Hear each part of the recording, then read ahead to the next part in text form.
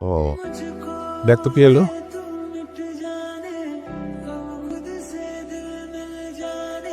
আমার বাবা বাসায় আছেন? হ্যাঁ আছি।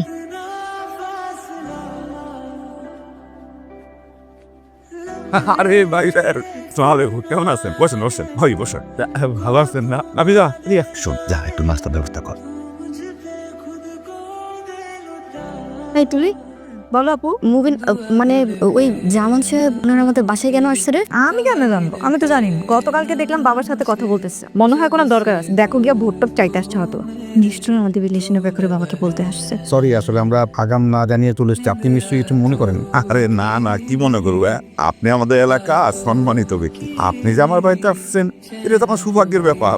তো ভাই কি মনে করে আসলেন? এটা হচ্ছে আমার ছেলে, একমাত্র ছেলে মুবিন। ও আপনার মেয়েকে পছন্দ করে। এখন আপনি বা তার পরিবার যদি আপত্তি না করে, তাহলে আপনার মেয়েকে আমরা পুত্রবধূ হিসেবে ঘরে তুলে নিয়ে যেতে চাই। আসলে হয়েছে কি ভাই, আপনি যে প্রস্তাব দিচ্ছেন সেটা তো খুবই উত্তম প্রস্তাব, কিন্তু এই বিয়ে তো হবে না ভাই। গত সপ্তাহে আমার মেয়ে বিয়ে দিলাম। আঙ্কেল, আপনার বড় মেয়ের জন্য শুভকামনা, কিন্তু একটু ভুল হচ্ছে। বিয়ের প্রপোজালটা আপনার বড় মেয়ে নাফিসের জন্য নয়, বিয়ের প্রপোজাল আপনার ছোট মেয়ে তুলির জন্য। আমি আরো বড় মেয়ের কথা ভাই ডাবলটার কথা বলতেছি। খুবই তো ভালো সংবাদ। হ্যাঁ আপনি যদি কিছু মনে না করেন, আপনি ছোট মেয়েকে একটু ডাকেন না, একটু দেখি মানে। অবশ্যই। মা তুলি এত ডিস্টার্ব করে এরা। হ্যাঁ বাবা বলো। একটু এদিকে আয় তো মা। আসছি। বাবা সত্যি করে কি লাগাইছিস এটা? আরে তোরে দেখতে আসছে। আসসালামু আলাইকুম। ওয়ালাইকুম সালাম। আপনারা আমাকে দেখতে আসছেন? বাবা তুমি আমাকে আগে বলনি কেন?